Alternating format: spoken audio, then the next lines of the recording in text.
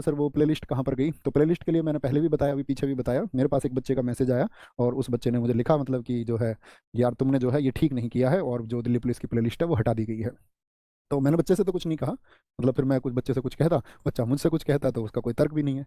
मैं कहता हूँ देश देखो, एक तो आपने किसी की वीडियो देखी आपने, और उस वीडियो को देख के उस व्यक्ति ने जो बोला वो परसेप्शन आपने बना लिया। ना आप इस बारे में कुछ जानते थे, ना आप आरडब्ल्यूए को जानते थे, ना आरडब्ल्यूए के लोग कैसे हैं आप ये जानते थे, आरडब्ल्यूए ने एजुकेशन के लिए किया क्या है वो नहीं जानते। दोस्त 4 साल तो मुझे हो गए, मैंने पेड से ज़्यादा फ्री पढ़ाया है, पेड से ज़्यादा फ्री। अभी भी मैं पिछले लगभग 2.5 घंटे से फ्री वाली क्लासेस पढ़ा रहा हूँ।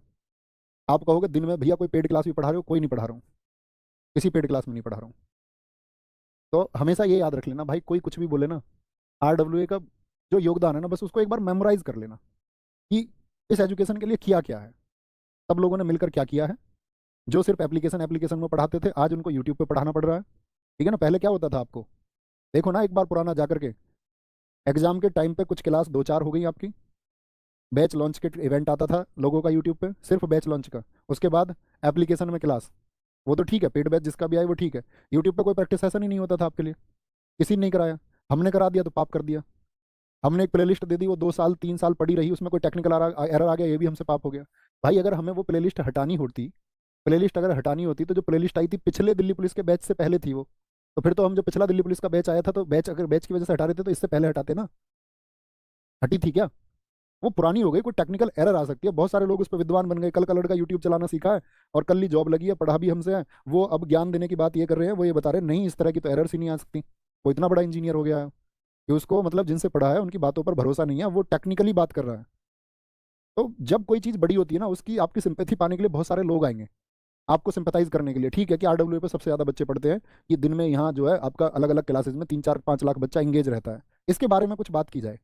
वो साथी आपके लिए बहुत सारे ऑप्शन होंगे, वो आपका विवेक रहेगा। बच्चे सबको उल्टा सीधा बोलते हैं, सबकी सराहना करते हैं, वो आपकी अपनी नैतिक जिम्मेदारी है, लेकिन आप पढ़े लिखे बच्चे हैं तो एक बार किसी को कुछ कहें तो उसके पहले विचार कर लेना ये इंसान कैसे हैं, क्या ऐसा कर भी सकते हैं। एक बच्चा कह रहा है कि पैसे के लिए आरडब्ल्यू ने प्ले लिस्ट हटा दी। भाई एक प्ले लिस्ट का हटाने का पैसे से और हमारा पैसे से, अगर हमें सिर्फ पैसे से मतलब होता है जो मैं क्लास पढ़ा रहा हूँ ना आपको, अब इसको मैं पेड भी लेके आता ना आपका 30 दिन की, तो बच्चे इसको ले लेते वो इसको, अगर बात पैसे की होती तो थोड़ा लॉजिक रखो यार किसी भी बात को कहने से पहले, हमको भी हर्ट होता होगा, इतना सोचो। ठीक है ना कि भाई कुछ कर रहे हैं और कुछ बदलाव कर रहे हैं, सब पढ़ा रहे हैं ना आपको आज यूट्यूब पे, फीस आई ना सबकी 500-700, सोच लो क्यों आई है, कैसे आई है। किसी ने तो मेहनत की होगी, कोई किसी ने तो माहौल बनाया होगा उस चीज़ को वहां लाने के लिए।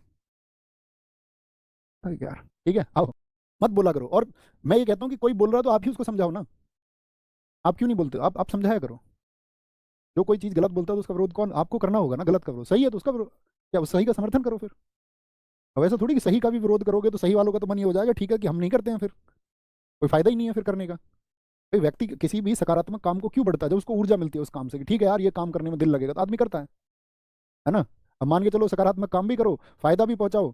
और दो, अब एक बात बताओ, जो 2.5 साल से वो पढ़ी हुई थी प्लेलिस्ट, जब तुमने वो 2.5 साल से नहीं पढ़ी अभी तक, और अब तुम एकदम से आगे कि नहीं मुझे तो वही प्लेलिस्ट पढ़नी थी, मान के भी चलो अगर हटा भी देगी तो मतलब अब तुम बोलोगे भैया नहीं हमको तो 10 साल तक का चाहिए, 10 साल पहले कोई पढ़ाया था।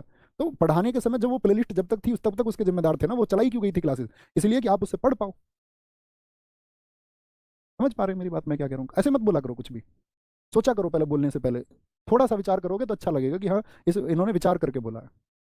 और कम से कम सब टीचर्स को बोलना पड़ रहा है, पता नहीं कौन कोई भी वीडियो बना देता है, सबके पास मैसेज आ रहे हैं, कह रहे सर वो आपने तो जो है प्लेलिस्ट का नाम भी नहीं लिख रखा है, एक ने किसी और प्लेलिस्ट का लिख दिया, कह रहा सर वो वाली प्लेलिस्ट हटा दी है। मैंने कहा भाई प्लेलिस्ट ये नहीं ये वाली हटी है, बोला हाँ वही वाली हटी है। मैंने कहा यार कमाल आदमी हो तुम।